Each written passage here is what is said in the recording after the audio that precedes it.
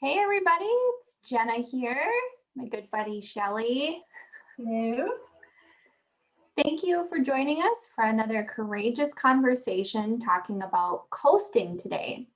And to be quite frank with you, I don't know the full title because it's almost Christmas, so I'm a little bit coasting. But at any rate, so we've got two sort of different topics of discussion today that talk about coasting. Shelly's going to talk a bit about supervisors or coworkers noticing folks that are coasting in their day-to-day jobs, those that might not show up on a Monday regularly or maybe take off early on a Friday, or those types of habits and how to handle it. And then a little bit later, I'm going to be chatting about how coasting can apply to some of our retirees.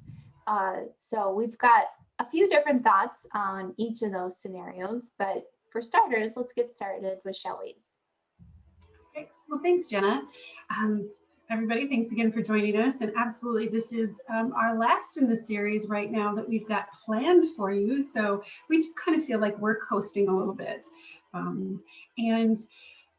But as far as employees go or coworkers, and you're seeing people kind of do that coasting, like Jenna said, on a Monday or a Friday, we do want to address that with folks because it can be harmful to the rest of the team, or it can be harmful to your professional relationship if it's another, maybe it's another manager or another team member.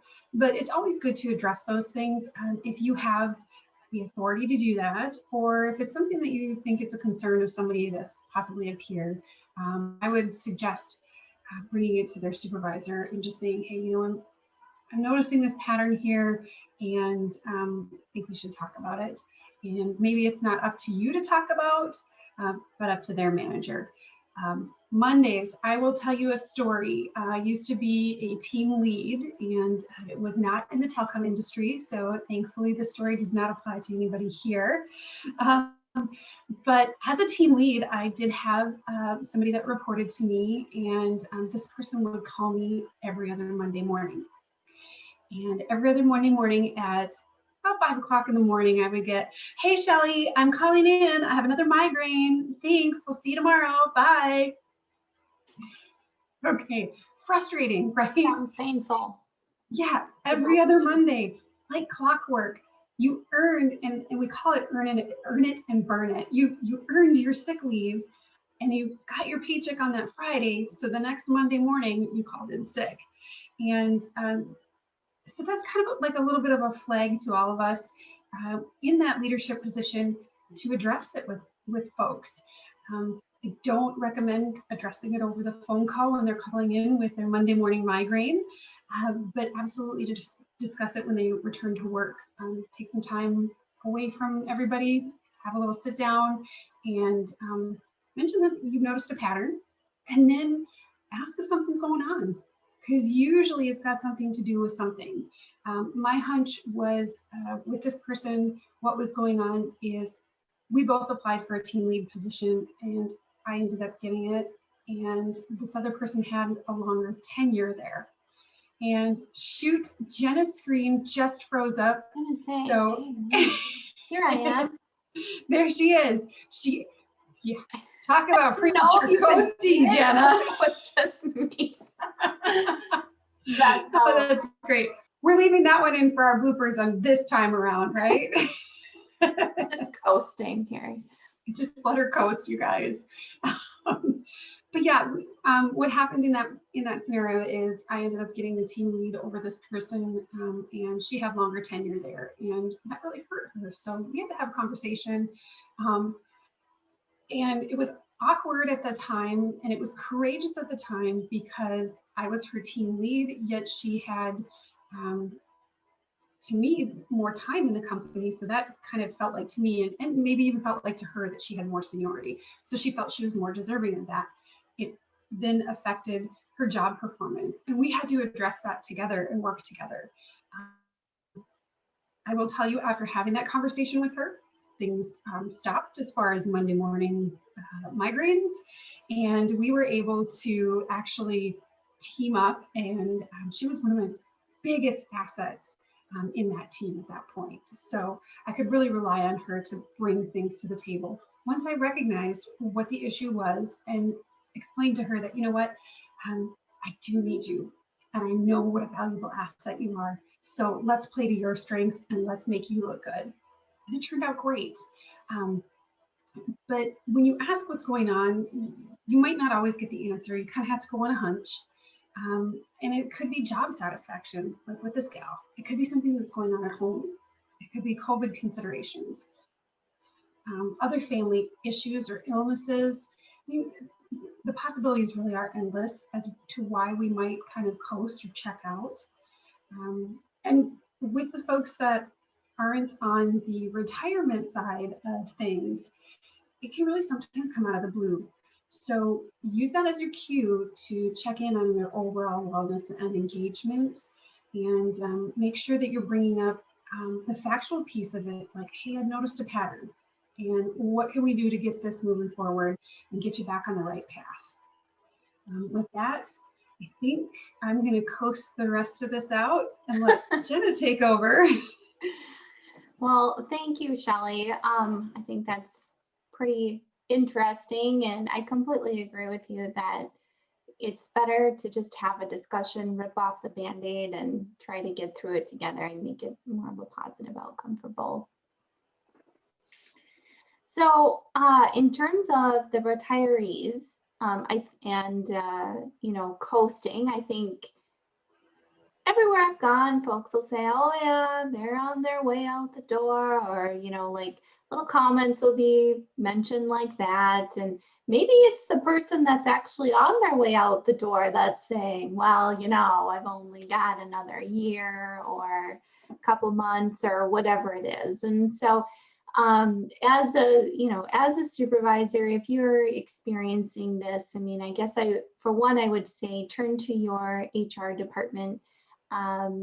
Because obviously one of the biggest things with succession planning or retirees is harassment. We don't want to harass anyone on the basis of, age, or anyone to feel like they're being discriminated against based on age, or anything like that. And so I would say, first of all, be educated, go into the conversation, understanding what you can say and what you can't say.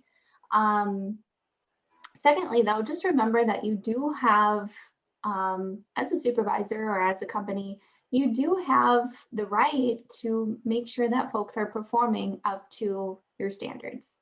And I think that while some people, like Shelly, had kind of talked about a little bit, some people don't even recognize that they're doing it. Some people don't recognize the pattern that they've created. And they just think that they're going about their daily day-to-day kind of a thing. So I would say, first of all, make sure that you're educated. Don't bring anything up about age, especially. Leave that completely out of the discussion. But more importantly, focus on the performance.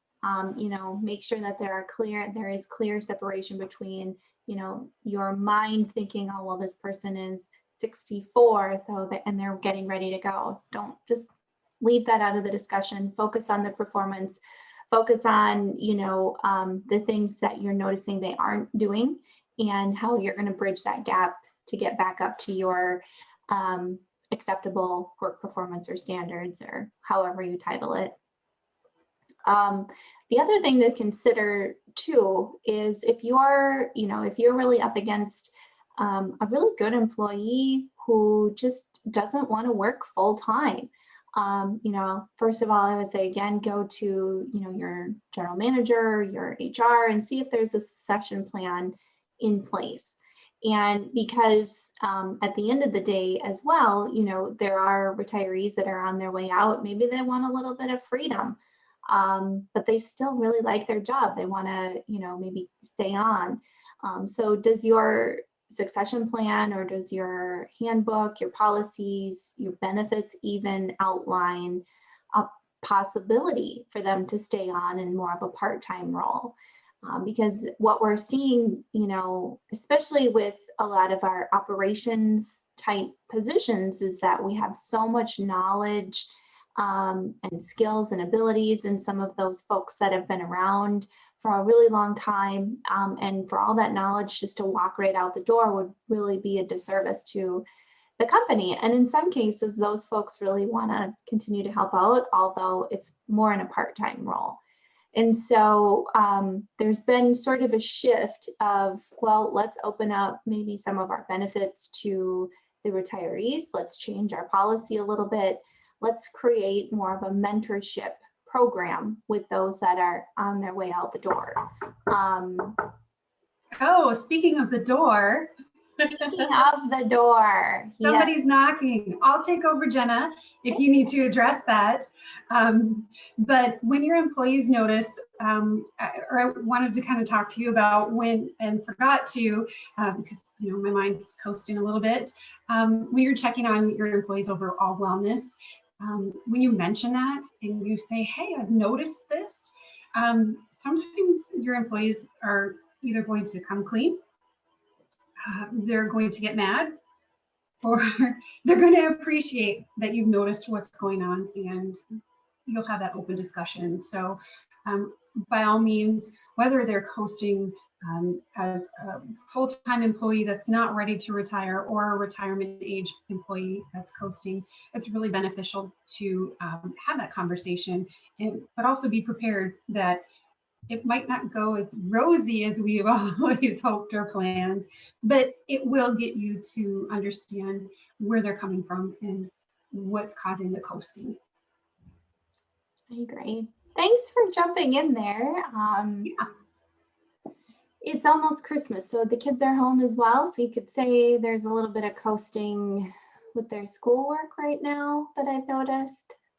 We're not having any popular discussions with that. So talking about folks getting mad at you about calling them out, I'm feeling it.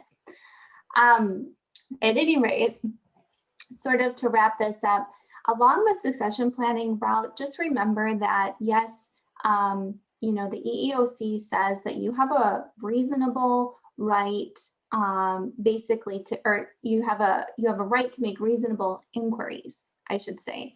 So if you are seeing that, there's a retiree sort of on their way out, you're implementing a succession plan, it's okay for you to ask what their plans are. It's okay for you to say, I'd like to incorporate you into these plans. I'd like to know, to get a better feel, so that not only I can start my recruitment process, I can ask if you would be willing to train. I would love for you to be a mentor to potential new people, or something like that.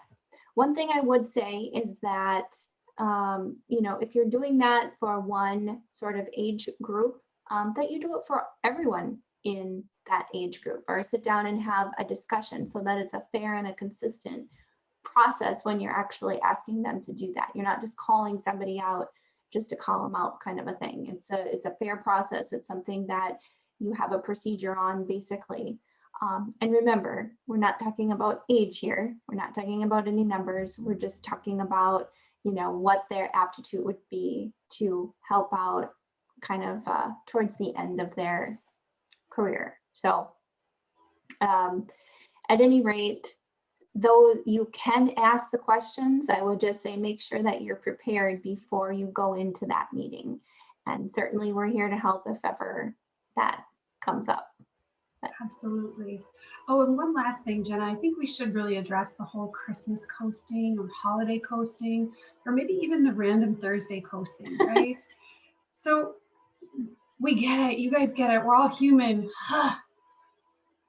Things get long, weeks get long. We all get hyped up about holidays and things, or maybe not all of us, but maybe a big majority of us do. So yeah. So that's kind of to be expected. You're not alone if you see most of your crew having a good old time and relaxing on different things. By all means, let them relax and have a little bit of fun, as long as the work's getting done. Now, if work is slipping, you know what to do. I agree. If it becomes a pattern, then we can do something about it. If it's a one-off situation a week before Christmas, you might have a little slack.